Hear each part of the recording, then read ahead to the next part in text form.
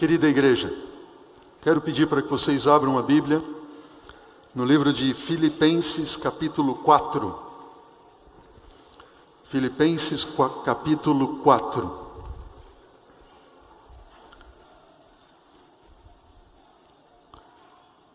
E abra a palavra do Senhor, vamos ler um texto e vamos fazer uma reflexão, uma meditação nesse texto. Estamos juntos? Antes de lermos a palavra do Senhor, eu quero pedir que você olhe para mim nesse momento. Olhe para mim, em nome de Jesus. Todos que estão nas galerias, olhem para mim e entendam o seguinte. O tema de hoje, ele é um tema, uma mensagem que vai mexer com todas as suas estruturas. Amém? Alguns disseram amém, outros olharam assim. E eu vou dizer para vocês que talvez essa seja uma das mais difíceis mensagens de pregar. Não difícil no sentido teológico, absolutamente. Mas difícil no sentido de que esse tipo de coisa acontece. Estão percebendo? Esse tema, ele é tão importante para a nossa vida que talvez você não tenha noção de quão profundo é nós buscarmos entender o que nós vamos estudar hoje e juntos clamarmos de Deus forças para viver de acordo com aquilo que o Senhor tem para nós hoje. E eu quero pedir para você, querido irmão, irmã, meu amigo, minha amiga, por favor, esteja orando por mim, para que Deus me dê sabedoria de apresentar esse tema.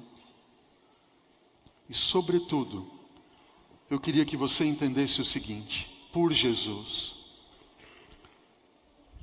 que aquilo que eu vou apresentar a vocês não é o que eu acho, não é o que eu penso, mas é o que Deus tem para nós, fundamentado na palavra do Senhor e também nos escritos proféticos, nos testemunhos proféticos de Ellen White. Amém? E eu queria que ao sair da igreja hoje, não houvesse um comentário assim, o pastor André pregou tal mensagem. Não. O meu sonho é que após esse culto, ao sair você da igreja, você dissesse, Deus falou a nós nesta manhã. Se você apreciar o tema, louve ao Senhor. Se você não gostar do estudo, não brigue comigo. Conversa com ele, porque a mensagem não é minha. Amém? Estamos juntos? Posso ver um assim? Obrigado. Amém. Filipenses 4:4. Vamos à palavra do Senhor. Alegrai-vos sempre no Senhor. Outra vez digo-vos o que, igreja? Alegrai-vos. Seja a vossa moderação conhecida de todos os homens. Perto está o Senhor. Não andeis o que, igreja? Não andeis ansiosos por qualquer coisa, por coisa alguma. Em tudo, porém, sejam conhecidas diante de Deus as vossas petições, pela oração e pela súplica e com ações de graças. E a paz de Deus, que excede a todo o entendimento, guardará o vosso coração e a vossa mente em Cristo Jesus. Finalmente, irmãos, tudo o que é o que, igreja? Tudo o que é verdadeiro, tudo o que mais, igreja? Diz para mim. Tudo o que é respeitável, e tudo o que é o que? Justo, e tudo o que é o que? Puro, e tudo o que é o que mais? Amável, e tudo o que é o que? De boa fama. Se alguma virtude há, se algum louvor existe, seja isso que ocupe o quê? O vosso pensamento. Querida igreja, Jesus está voltando. Amém. Ora, vem, Senhor Jesus. Eu não preciso falar para você ou pregar nessa manhã sobre os acontecimentos que nós temos acompanhado nos últimos dias. É ou não é verdade? Você tem acompanhado? Coronavírus e desastres ecológicos e isso, aquilo, outro, epidemias e vírus e tudo mais. Notem, Jesus está voltando. E o diabo sabe que pouco tempo lhe resta. É ou não é verdade? Ele sabe que pouco tempo resta a ele.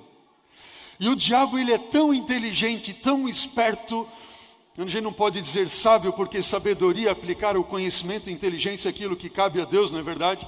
Ele é tão esperto, tão inteligente, que ele conhece a nossa natureza de tal forma, e ele tem construído de tal forma algo para simplesmente levar a você e a minha perdição eterna. E nós não temos atentado para isso. Isso é tão forte, tão terrível, e a grande batalha que o inimigo tem travado, entende, com você e comigo, é a batalha pelo quê? Pela nossa mente. Pela nossa mente. Se o diabo conseguir tomar a tua mente, a minha mente, acabou. Nós estamos perdidos. E ele ganhou a batalha. É ou não é verdade? Eu estive estudando acerca dessa batalha pela mente e pelos pensamentos. E eu descobri algumas coisas bem interessantes. E eu quero compartilhar com vocês nesta manhã. Esse indivíduo, Wilhelm Humboldt, eu acho que é esse o nome. Ele é um dos precursores ou dos fundadores das teorias da linguagem e filosofias da linguagem. Esse indivíduo, ele diz assim, eu só tenho acesso ao teu pensamento através do quê? Da tua linguagem. Aquilo que nós falamos revela aquilo que nós o quê? Pensamos. Ele diz assim, a linguagem é a expressão do pensamento. Por que isso é tão importante? Estudiosos da linguagem, de linguística, eles analisam escritos antigos dos povos e civilizações, para através desses escritos analisar a linguagem dos povos, entender a forma como eles pensavam e como eram as civilizações no passado. Gilkey, um teólogo que também tem estudado princípios da linguagem, a formação do pensamento, ele diz assim, a linguagem não é um mero comunicador do pensamento. Ela é o quê? Ela é o próprio pensamento. Gilkey está dizendo o quê? Que quando aquilo que nós falamos, nos expressamos, é o nosso próprio pensamento. Não tem como dissociar uma coisa da outra. Claro que ele diz, sempre que alguém pronuncia uma frase, a pessoa está o quê? Fazendo algo. Ele agora começa a se aprofundar um pouco mais e dizer o quê? Quando nós falamos, nós não estamos somente falando, nós estamos fazendo. Porque a nossa linguagem expressa os nossos pensamentos e também se concretizam em ações. E claro que ele dá um exemplo, ele diz assim, dizer para alguém eu te amo não era meramente transmitir uma informação, mas que você está o quê? Você está fazendo algo. Faz sentido ou não? Você está fazendo algo. A fala, mais do que uma informação, ela é um ato. Você não está dizendo somente alguma coisa. Você está o quê? fazendo aquilo que você então tem dito. E esses princípios que nós vimos da linguística, da linguagem, princípios de linguagem, eles têm um fundamento bíblico, muito embora alguns deles não tenham essa crença. Mas Provérbios, como você pode ver, 23, versículo 7, diz o quê? Assim como você pensa na sua alma, assim você é.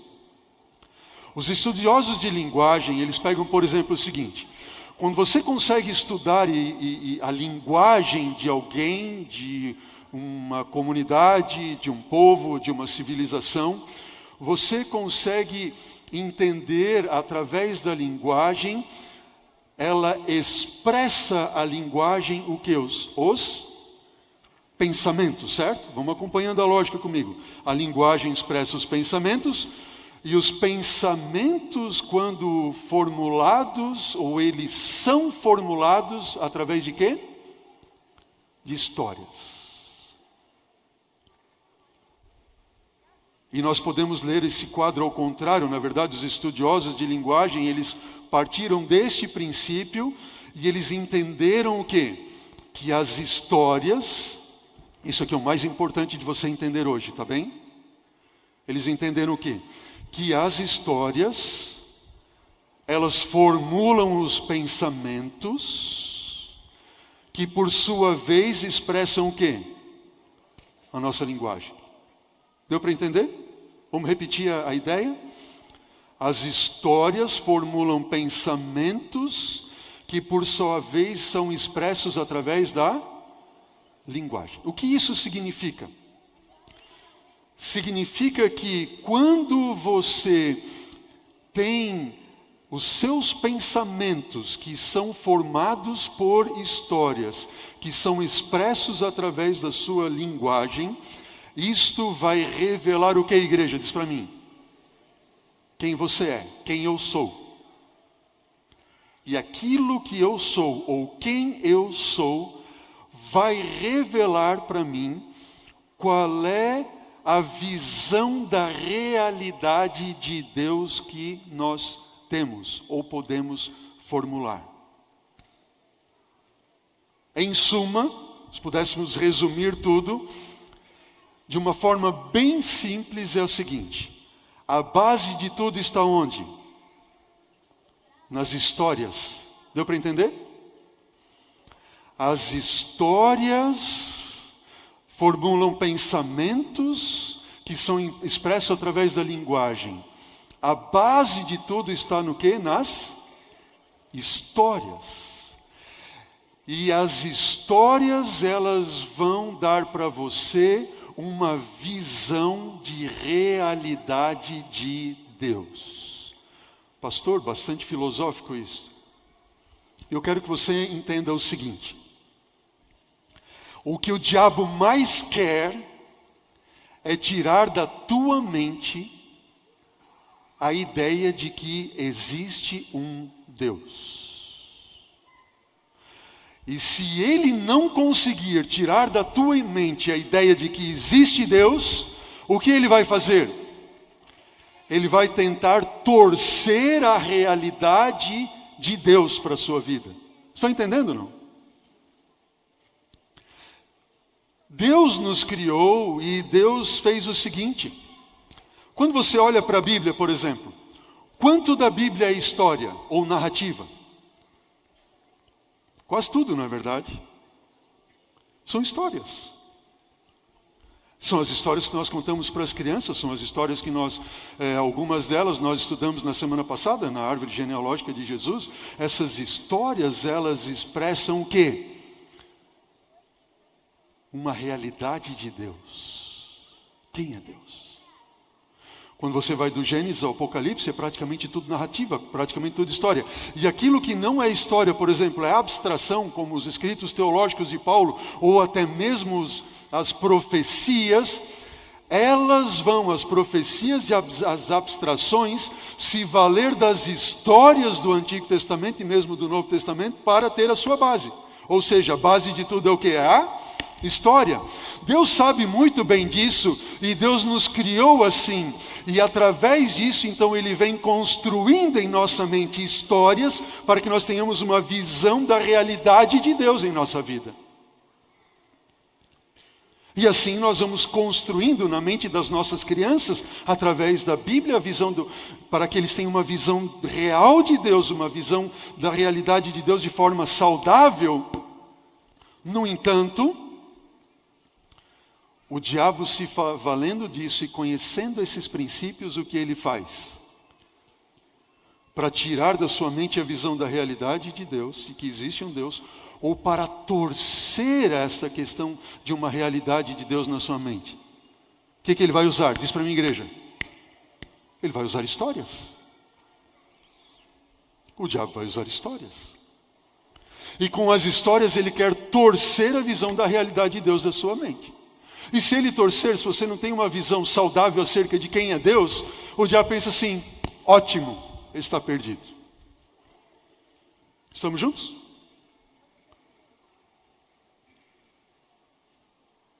Aí você começa a pensar assim: quem é o principal ou o primeiro responsável para construir histórias na nossa mente? Não são os pais? Quantos aqui são pais?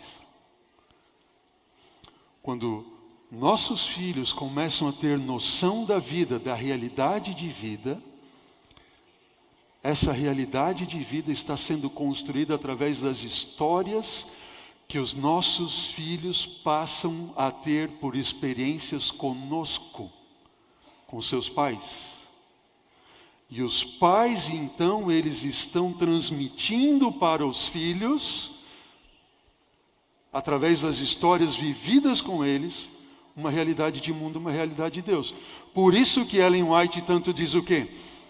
Que os nossos filhos, os pequeninos, eles vão ter uma visão de Deus de acordo com aquilo que os pais forem para eles.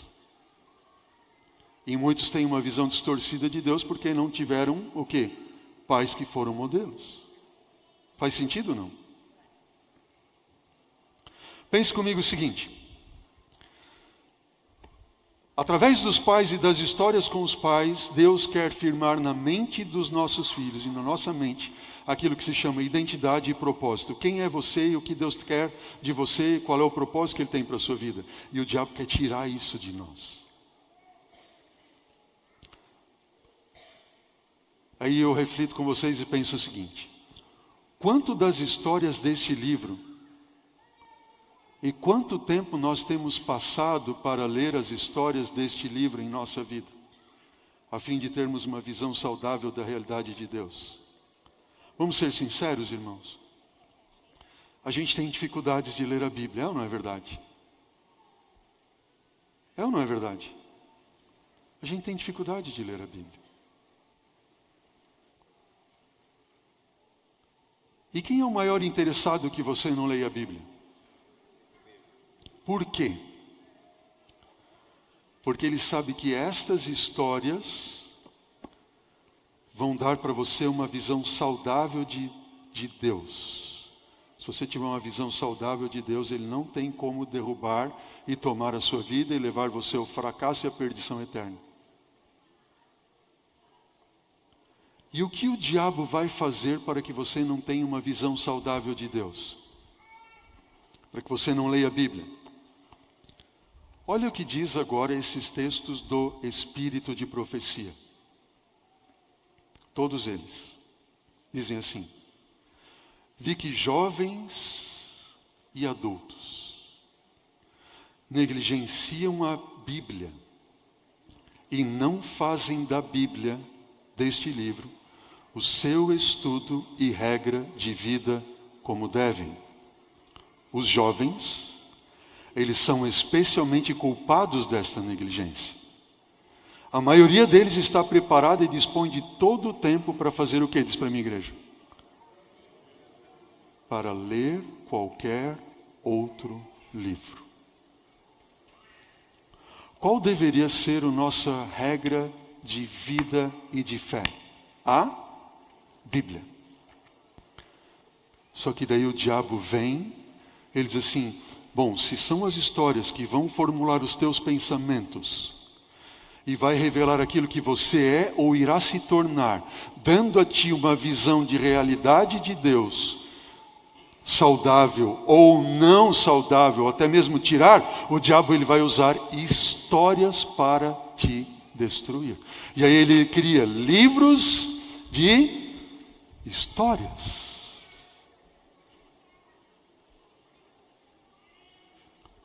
Olha o que diz esse texto. No entanto, a palavra de Deus que aponta para a vida, e que tipo de vida é esta? Vida eterna, ela não é esquadrinhada e estudada diariamente. Histórias de que tipo? Histórias ociosas têm sido lidas atentamente, enquanto a Bíblia tem sido o quê? A Bíblia tem sido desprezada. E Ellen White continua dizendo, aqueles que dão rédea soltamente para fazer o que, igreja? Diz para mim, para fazer o quê? Para se divertir com histórias tolas e com contos ociosos, eles alimentam a imaginação, mas o brilho da palavra de Deus fica de que forma? Fica ofuscado. O que isso significa? Quando eu coloco na minha mente histórias tolas, contos ociosos, eu alimento ou eu estimulo a imaginação. E aí as histórias da Bíblia, o relato bíblico da salvação de Cristo Jesus, do que Deus tem por você, por mim, daquilo que Ele fez e tem feito, do plano da salvação que Ele está vindo nos buscar, passou da nossa mente, fica ofuscado, fica eclipsado. O que significa?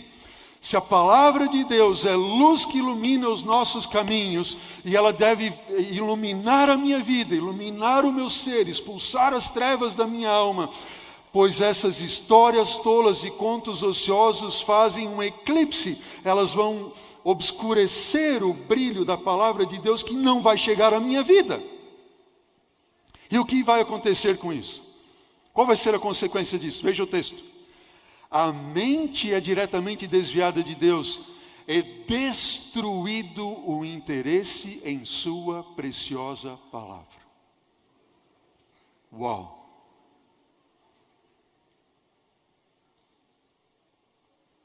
Por que é que nós não temos vontade mais de ler a Bíblia, então? Segundo os estudos científicos de linguista, da Bíblia e do Espírito de profecia, por que nós não temos mais interesse em ler a Bíblia? Que nós colocamos essas histórias tolas e contos ociosos em nossa mente. A palavra de Deus fica o quê? Eclipsada diante de nós. E isso faz com que seja destruído qualquer interesse pela palavra de Deus. Os leitores de que, igreja? Ficção. Estão melhor dizendo, entregando-se a um mal que faz o que, igreja? Destrói a espiritualidade. E faz o que mais? Oculta a beleza da história sagrada. Deixa eu perguntar para você. Quando que esses escritos foram escritos? Está falando de histórias em livros, certo? Histórias ociosas, tolas, ficção.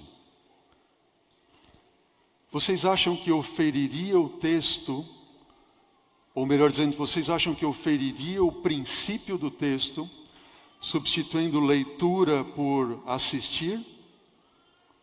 Ferimos o princípio, sim ou não? Não ferimos o princípio. Porque todos os filmes, todas as novelas, todas as séries ou seriados, elas são primeiro o quê? São escritas. É ou não é verdade?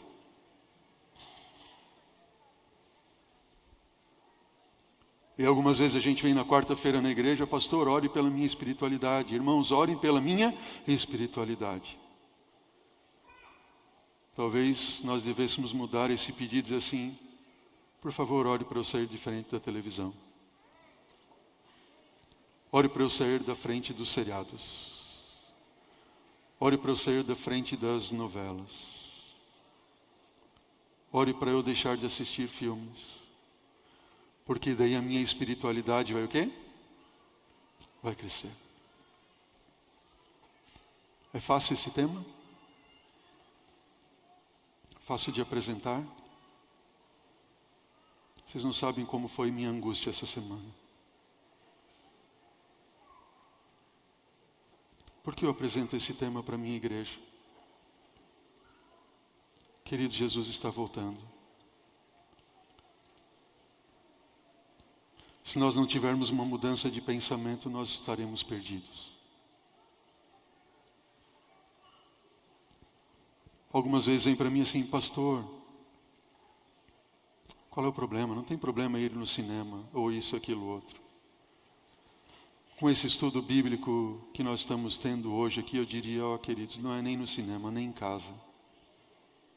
E Ellen White diz mais. Isso cria uma agitação nociva, essas histórias tolas, contos ociosos, ficção, cria uma agitação nociva, exalta a imaginação e incapacita a mente para a utilidade e afasta a pessoa do quê? Da oração, e a desqualifica para o exercício espiritual. Uau! Não são palavras minhas. Não são palavras minhas, não sou eu quem está dizendo. Sabe, talvez você esteja se sentindo um inútil espiritualmente falando. Aqui está a resposta no texto. Talvez você esteja pensando assim, pastor, parece que a minha oração não passa do teto. Sim, você tem alimentado a sua mente com histórias tolas, contos ociosos, ficção, e você tem sido desqualificado para qualquer exercício espiritual. Você não consegue mais orar, tem sido afastado da oração. Aí eu penso com você o seguinte, nós temos uma igreja que temos que nos unir para salvar. E essa união para nos salvar só irá acontecer quando nós estivermos unidos primeiro a Deus. De todo o coração, de toda a nossa alma, de todo o nosso entendimento. Amém? Então Deus vai operar um milagre.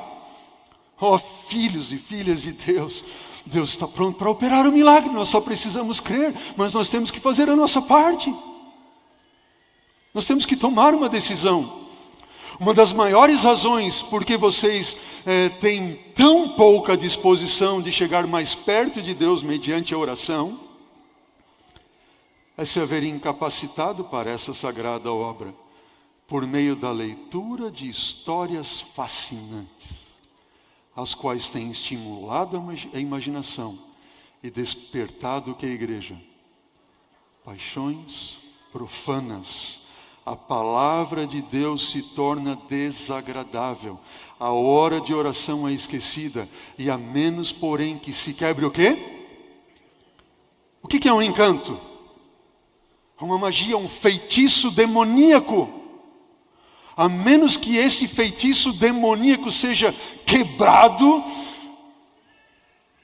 onde em breve compreender que a porção do transgressor é a parte que lhes cabe a eles. Por que cada ano que passa tem sido mais difícil pregar a Bíblia? Sabe, pense num pastor jovem. Para ser um pastor dos jovens hoje, o camarada quase tem que ser um malabarista, né? Ele tem que vir na frente do púlpito e fazer tudo, e luz, e tudo mais. Por quê? Porque a mente está tão excitada que não tem mais vontade nas coisas do céu. Faz sentido ou não? E quando alguém vem à frente para pregar a palavra de Deus, isso não...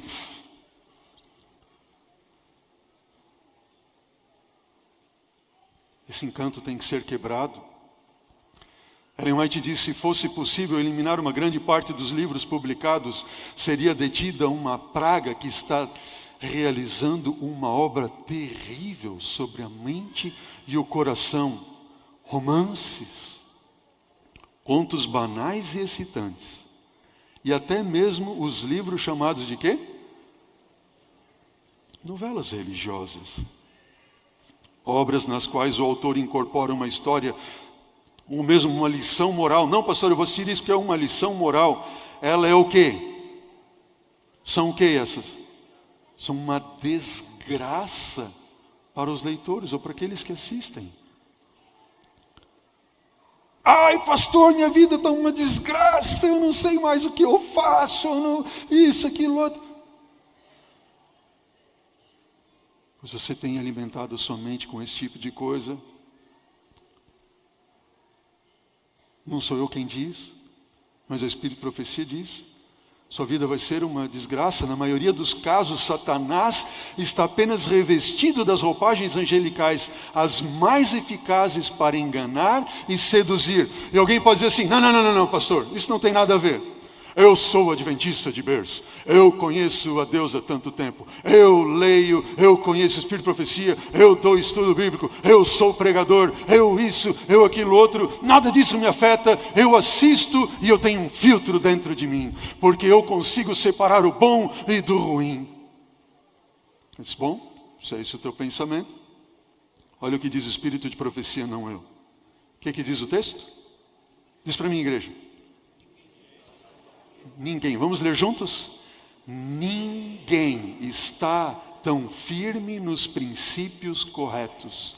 Ninguém está tão protegido da tentação que esteja seguro lendo essas histórias.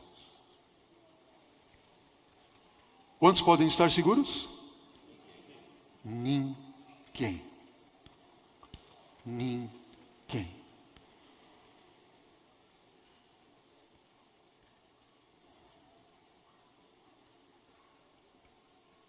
Os pais deveriam queimar os contos ociosos diários, as novelas tão logo cheguem às suas casas. Isto seria para os seus filhos o quê? Uma bênção. Deixa eu fazer uma pergunta para vocês. Alguém de vocês, que é um cristão, devoto a Deus, alguém de vocês que é um servo de Deus, serva de Deus, conhecedor da palavra do Senhor, aceitaria o seguinte convite? Pastor, que convite é esse? O convite é o seguinte. Hoje à tarde, eu queria convidar você para nós irmos lá num terreiro e nós fazemos lá uma arte de magia e de feitiçaria. Quem é que iria comigo? Alguém iria? Não, né? Esse pastor está louco? Vamos no terreiro fazer hoje macumba? Vamos fazer feitiçaria? Ali? Voodoo e outras coisas mais? Estamos juntos? Absolutamente. Pastor, não vou fazer feitiçaria. Olha o que diz o Espírito de Profecia, não eu. Estimular a leitura desses livros é como praticar feitiçaria.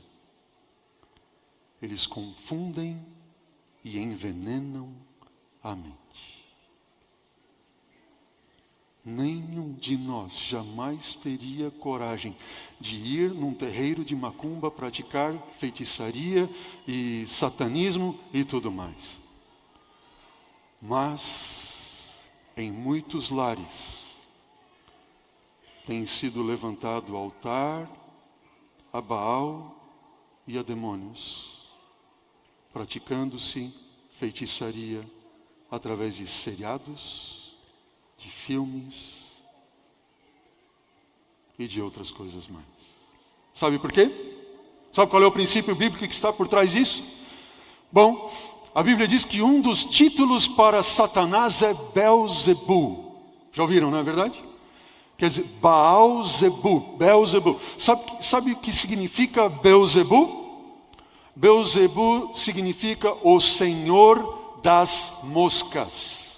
Diz para a minha igreja, o que é Belzebu? O Senhor das moscas. Quem é Belzebu? Satanás. Satanás, ele é o Senhor das moscas. Se ele é o Senhor das moscas, pergunta a você, quem são as moscas? São os demônios caídos, anjos caídos, é ou não é verdade? São os demônios que atendem a ele. Ele é o Senhor das moscas, ele é o líder dos anjos caídos, dos demônios. E eu pergunto para você, onde é que as moscas vão? Vão na rosa, né? Extrair o néctar, é assim? Não, as moscas vão onde? Vão onde? É lá onde você pensou mesmo. Elas vão no lixo. Elas vão no esgoto. É ou não é verdade? E toda vez que você liga o seu televisor, ou o seu computador, ou o seu tablet, ou mesmo o celular, não importa a tela, se é de 5, 7 polegadas, se é de 20 polegadas, 30, 50, não importa o tamanho da tela. O que intenta-se aqui é entender que qualquer uma dessas telas, elas estão jogando para dentro da sua casa e para dentro da sua mente o quê? Esgoto, lixo. E quem é que você está atraindo a esse esgoto e a esse lixo? Vamos assistir um filme legal? Vamos lá, aí a gente convida quem? As moscas para fazer companhia com a gente.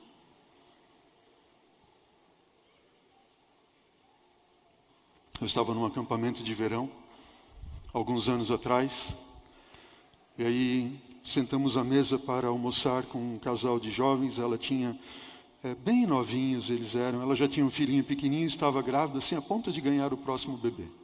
Ela podia até ganhar ali, começar o trabalho do parto durante o acampamento. Sentamos à mesa, e aí conversando, ela disse assim: pastor, eu não sei o que acontece comigo. Eu não tenho mais vontade de ler a Bíblia, eu não tenho vontade de ir à igreja, a morte de Jesus não tem sentido para mim, nada disso. Eu comecei a conversar com ela. Sabe qual era o passatempo dela quando ela então era mais jovem? Até então, assistir filmes, ir ao cinema. O que o diabo faz com isso? Ele vai lançando histórias que vão construindo ou destruindo a visão da realidade de Deus. Entenderam? E eu estava pregando essa mensagem como estou apresentando aqui para vocês hoje, em uma outra igreja. E eu me encontrei com uma menina, uma jovenzinha no final. E ela veio para mim, chorava. Pastor, tudo que o senhor falou foi para mim, isso, aquilo, outro. E eu disse assim: filha, você me permite gravar isso que você está falando? Pode abençoar a vida de outras pessoas? Ela disse: sim, pastor, pode gravar. E ela começou a falar. Eu quero mostrar para vocês 40 segundos desta conversa. Só 40 segundos. O áudio não é bom, mas eu queria que você prestasse atenção nesses 40 segundos desta conversa e perceba o que ela fala. Note bem. Ai, meu Deus. E por incrível que pareça, assim, depois que eu comecei a assistir, nem nada me toca. Nem o culto, nem a pregação. Eu leio a Bíblia assim, não faz sentido. Eu fico até triste de falar isso, mas na hora que o senhor falou da menina do acampamento, para mim também às vezes não tem sentido a morte de Jesus. Eu fico pensando que, sabe, não tem sentido essas coisas e eu só fico focando naquilo. É como se eu entrasse naquele mundo e o mundo que é real não existe, entendeu? Que é tudo a parte de Jesus. E começou a ficar tudo um desastre, sabe? E O áudio não está muito bom e reverbera um pouco, mas ela está dizendo o seguinte: pastor, desde que eu comecei a assistir esses filmes, esses seriados, tudo começou a ser uma desgraça para mim. Quando o senhor falou da história da menina do acampamento, para mim é a mesma coisa, a morte de Jesus. O pastor pode pregar da morte de Jesus, falar que Jesus morreu para me salvar, que Ele se entregou para me libertar. Isso não faz mais sentido para mim. Não faz sentido algum. Pastor, minha vida passou a ser uma desgraça. E ela falou assim: é como se eu tivesse entrado num mundo, e um mundo que não é real, e eu não conseguisse mais sair dele.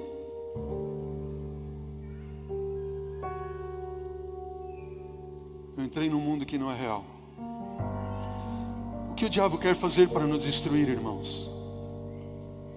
É tomar conta da nossa mente. E eu olho para a minha igreja, um ano está começando, eu fico pensando: meu Deus, o Senhor quer que eu pregue essa mensagem para a igreja. E eu venho aqui em nome de Jesus apresentar isso a vocês. Coração apertado, sabendo o tamanho do desafio que é. clamar a vocês em nome de Jesus, para nos afastarmos disso.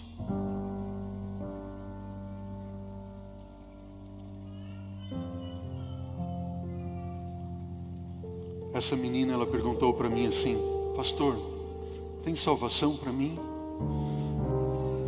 O áudio tem 14 minutos, eu não coloquei tudo.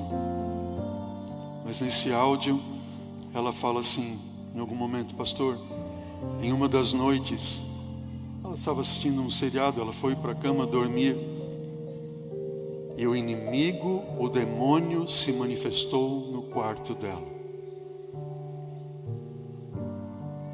E ela clamava a Deus, e até que ela conta como se fosse unhas assim, passando desde a minha nuca até embaixo na minha dorsal e na minha lombar.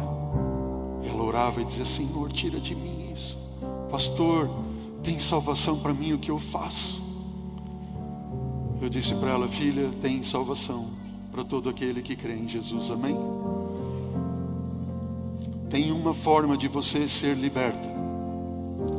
E esta forma de você ser liberta é fazer um jejum. Fazer um jejum. E eu descobri isso, sabe o que é?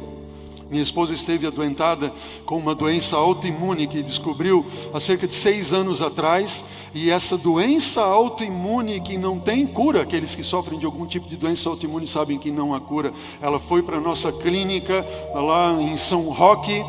E o médico lá ao examinar disse assim: olha, para começar você a ter resultado, a Alessandra sabe isso muito bem, você precisa fazer o quê? Uma desintoxicação.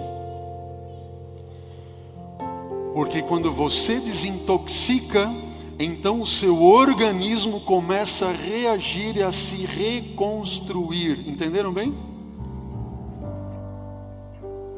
E o princípio para nossa mente e nossos pensamentos é o mesmo. Para nós vencermos, nós temos que fazer o quê? Uma desintoxicação mental. Os pensamentos errados. E assim como é no físico, no mental, você tem que fazer um jejum. E eu queria desafiar você a fazer um jejum de 40 dias, 6 semanas. Não é para ficar sem comer, não, absolutamente. Comer sim aquilo que Deus colocou como mais saudável que você possa comer. Mas fazer um jejum de não assistir filmes, não assistir seriados, não assistir novelas, não ir ao cinema, e etc, etc, etc. Porque você vai então fazendo essa desintoxicação, vai estar sendo purificada a sua mente. E a Bíblia então começar a ter valor para você de novo. Ela vai brilhar para você de novo. E eu fiz esse desafio em uma igreja, uma grande igreja, 1.500 membros.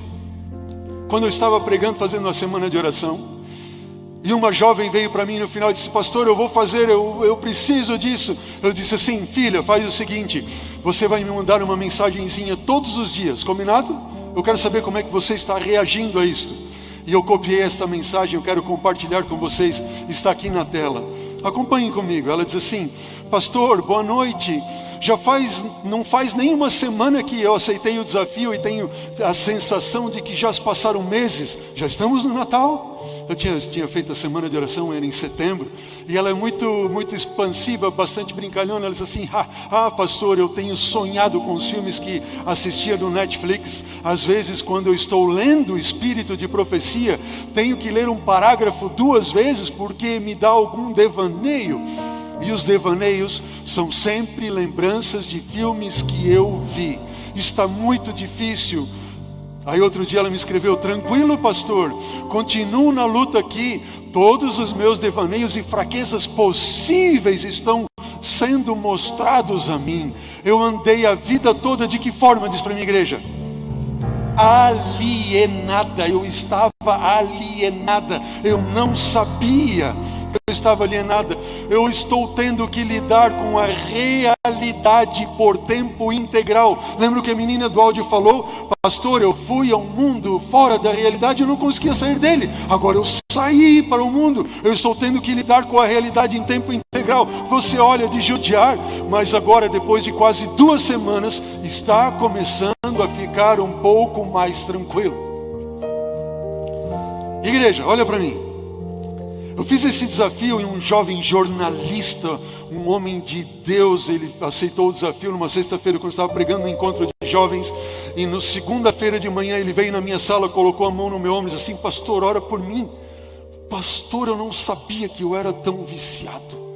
E enquanto ele falava, o suor escorria pelo seu rosto, e nas costas, quando eu botei a mão ao redor dele para orar, ele estava suando, as costas estavam molhadas. Tamanha era a sensação de abstinência que ele estava tendo. Continue olhando na tela. Eu era viciado e não sabia. Ontem eu concluí 5 semanas, outra mensagem que ela mandou para mim. 5 semanas de desintoxicação. Falta só mais uma, mas já não faz mais diferença, porque eu parei de contar os dias. Essas distrações já não me fazem mais falta. Aliás, me tornei tão produtiva que eu não consigo me imaginar mais sentada tanto tempo na frente do meu note, do meu computador, como eu fazia. Eu estava perdendo a minha vida, e depois que eu desintoxiquei a minha mente, descobri que estava com depressão. Eu estou tratando, pastor, fica tranquilo. Pastor, as 2 primeiras semanas foram as mais difíceis, porque eu tinha crise de abstinência, eu sonhava com filmes que já tinha assistido, eu tinha dores de estômago e de cabeça, mas eu persisti. Eu sou responsável pelas redes sociais da minha empresa, terceirizei este serviço para não entrar em aspecto nenhum. Fui bem rigorosa, porque realmente eu queria ter uma experiência com Deus, e Deus foi comigo que muito, amém. O nosso Deus é gentil, Ele é maravilhoso.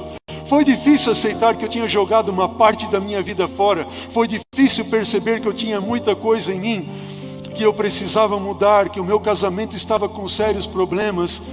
Mas eu fiquei tão alienada por tanto tempo que não via a confusão em que eu tinha me metido. Agora, graças a esse desafio, eu posso reconstruir a minha vida, fazer novos projetos. Ela diz assim: vovó White é fantástica. Ela não lia o Espírito de Profecia. Eu disse assim: filha, sai da frente desse negócio, vai ler o Espírito de Profecia. Ela diz assim: ela é fantástica, tenho amado ler os livros delas, e muito do que leio está servindo para ajudar outras pessoas também. Muita gente me taxou de quê? De radical. E a maioria acha que não precisa ser assim, como eu tenho feito, mas não me importo, porque essa experiência foi um presente para mim. O que você diz? Amém. Uma jovem líder de jovens da igreja dizendo: eu tive essa experiência com Deus, mudou a minha vida por completo. Satanás tentou destruir a minha vida e eu não sabia. Eu já não pensava mais por mim mesma, agia sem perceber, falava sem pensar. Agora sei que dependo totalmente de Deus para tudo, e que Ele teve muita misericórdia de mim todo esse tempo. O meu próximo desafio é aprender a ter domínio com a alimentação. Obrigada de coração por permitir ser um instrumento de Deus para fazer esse desafio. Amém? E ela conclui dizendo: Deus abençoe e te proteja sempre dos ataques do inimigo. E nunca desista desse seu projeto. Tem muita gente precisando cair na realidade como eu. PS, pastor, não deixa negociarem contigo não, viu? Era para cortar tudo. Música do mundo, TVs, vídeos, YouTube, Netflix, qualquer site, livros seculares, tudo que não pertence a Deus. Essa é a mensagem. E esse é o desafio. Há alguém aqui nesta manhã que gostaria de aceitar um desafio de 6 semanas de jejum, desintoxicando a sua mente, clamando a Deus, dizendo: Senhor, amém, louvado seja Deus. Louvado seja Deus por isso. Senhor, eu quero desintoxicar a minha mente. Temos mais uma mão erguida lá. Fique em pé em nome de Jesus. Fique em pé em nome de Jesus. Não vai ser fácil, mas você vai ver que o brilho da palavra de Deus vai entrar tanto na sua vida, tanto no seu coração, que você vai dizer: uau, Jesus está me revelando tantas lindas coisas, e há tanto tempo eu não sabia. Aceite esse desafio, não por mim, não porque eu prego, não! Jesus está clamando a todos nós porque Ele quer nos salvar. O único desejo e intento dEle é nos salvar. E nós precisamos dar permissão a isso para que Ele nos salve. E essa permissão nós daremos se nós tentarmos fazer aquilo que está ao nosso alcance para que a nossa mente seja desintoxicada das coisas deste mundo. Então Deus operará com poder e grande glória sobre nós, sobre a sua igreja. Amém!